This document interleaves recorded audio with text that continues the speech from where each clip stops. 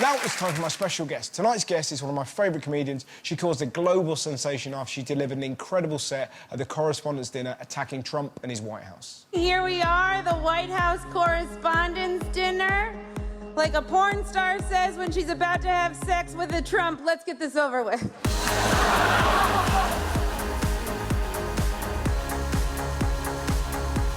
Last night's White House Correspondents' dinner turned into a travesty when comedian Michelle Wolf turned in a crude and cursing performance. I think she nailed it. I thought it was beautiful. Trump isn't here, if you haven't noticed. He's not here. And I know I would drag him here myself, but it turns out the President of the United States is the one pussy you're not allowed to grab.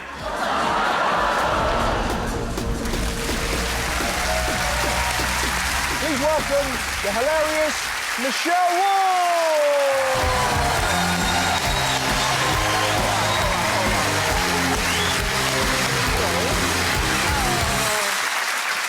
Nice to see you. I curtsied. Yeah, it was lovely. Did you do that because you were in England? And Yeah. I was like, do. this is what you do, right? Yeah. What an amazing year you've had. Massive. It's been interesting. Yeah. Yeah. So, for people who don't know what the White House Correspondents' dinner is, could you explain?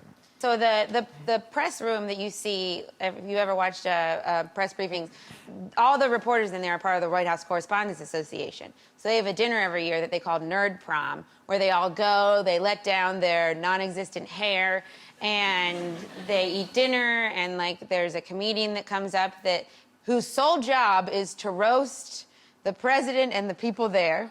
That is the job they are hired to do, and then that's it. Yeah. And now, because of your fine performance, that does not happen. Yeah. I will also say the only, like, Trump hasn't gone to the Correspondents' dinner the 2 years he's been in office. Yeah. The only other time a president missed the Correspondents' dinner was when Ronald Reagan, and he had just gotten shot, and he called in from the hospital. Really? And yet So Trump... when I say Trump's a pussy, I mean, he's a pussy.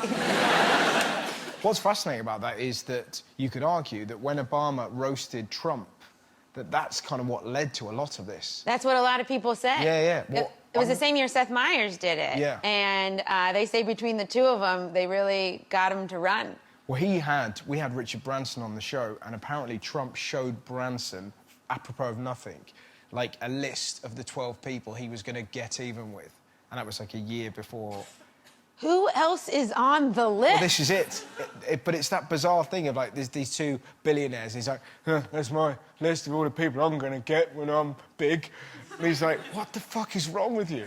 You said it was deeply unsettling. Wow. And that's crazy because you're a billionaire. Yeah. Just have them killed. Yeah. Way to get them. Yeah. Just buy an island like Richard Branson, you know- invite them over, and then they get lost. What's it like being in the middle of a global news shitstorm? Because your set was so great. Thank you. I think universally beloved. Yeah. I think everyone loved it. Yeah. Yeah. Anyone with a brain loved it. Yeah. But a lot of people without brains, not so keen. People really got creative in some of the ways they kind of went after me. Why, what did they say? There's this one alt-right group that they wrote that they made a fake news article that I had been pled guilty to bestiality. Which I have to give them a lot of credit on this. First of all, they looked up all this personal information about it, put it in like my hometown newspaper, which is like a newspaper that like, goes out to like 3,000 people. And had all these facts about like where I went to school. But the most interesting part about it is that after pleading guilty, I was only fined $1,500. And I was like, well, if you're gonna fuck a dog, that's not that much. Less here. And what's... That is an excellent joke about dog fucking and currency. Yeah. What I found... But this is the phenomenal thing about fake news, is I know you, and yet I looked at that and was like, does she fuck dogs? Like that. Well, that's the horrible thing. I was like, I don't think she... I know she's got a high-pitched voice, but yeah. I don't... Maybe it was just an accident. Maybe I started talking and then all these dogs came around and I was like, what are we going to do with all these dogs? Fuck him. What?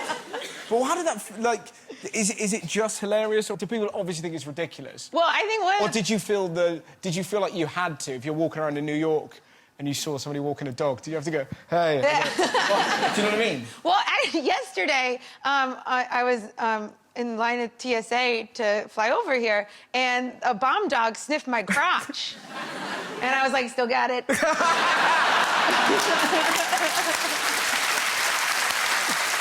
Very good. What's it like being trolled by the president? I mean, when he tweeted at me, I don't have Twitter on my phone or anything. So I was out at a show in Brooklyn, and I got all these text messages that the president had tweeted about me, and I was like, well, I can't do anything about this. I'm like 45 minutes from my apartment. We've actually got the tweet. We've got the tweet that was sent to you from the president. So-called comedian Michelle Wolf bombed so badly last year at the White House Correspondents' dinner that this year, for the first time in decades, they will have an author instead of a comedian. Good first step in comeback of a dying evening and tradition. Maybe I will go. And this is the brilliant response. I'd bet you'd be on my side if I had killed a journalist. Hashtag be best.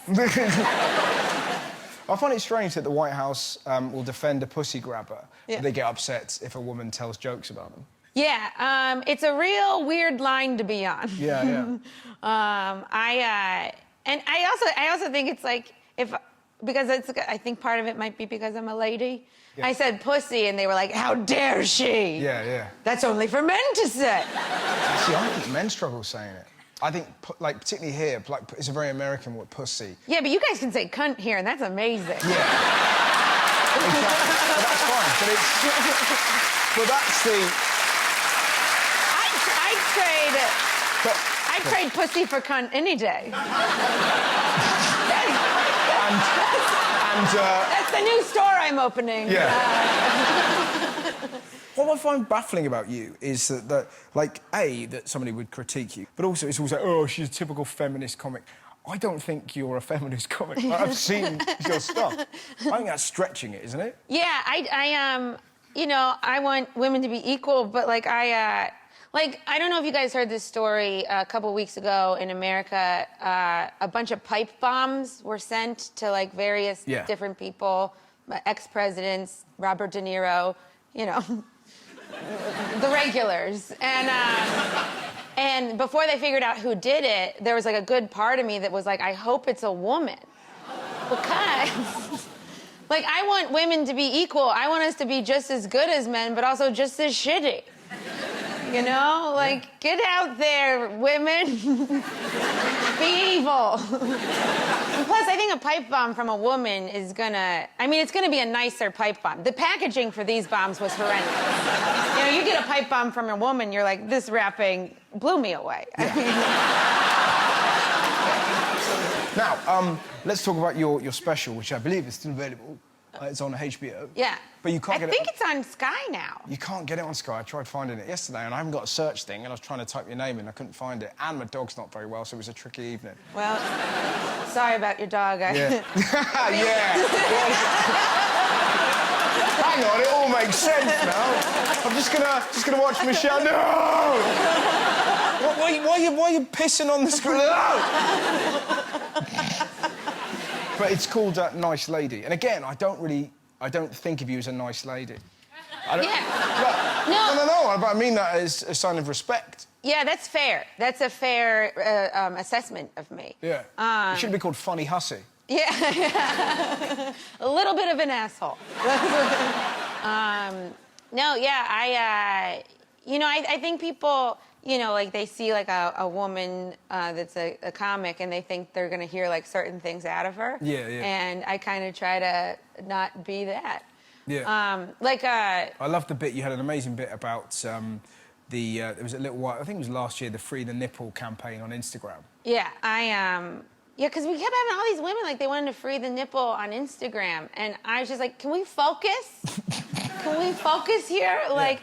Some women want to be charged and stuff and get paid the same, and other women were like, I want to free the nipple. And honestly, like, I just think if you focus your attention on one thing, you're much more likely to get it accomplished. Yeah. So if, like, all women voted and we decided that, like, freeing the nipple is what we really wanted to do, I'd get on board. I'm a team player. Yep. But, like, I just can't believe it was a woman's idea. It sounds like a man infiltrated a meeting, and he was like, we gotta get these nipples on it. Free the nipple, exactly. Now, you're on tour. Are you touring here? I am. I'm going to be touring here next summer. How do you find a difference gigging over here to America? Because when I gig in the States, it's just joyous. Like, the fact that they clap, like, it's so funny. Like, as you walk on, they stand up. Yeah. It would never happen here. Like, do you know what I mean? Like, it's Yeah. so funny. They're so happy to see you. I don't- Whereas British people, there's that con in.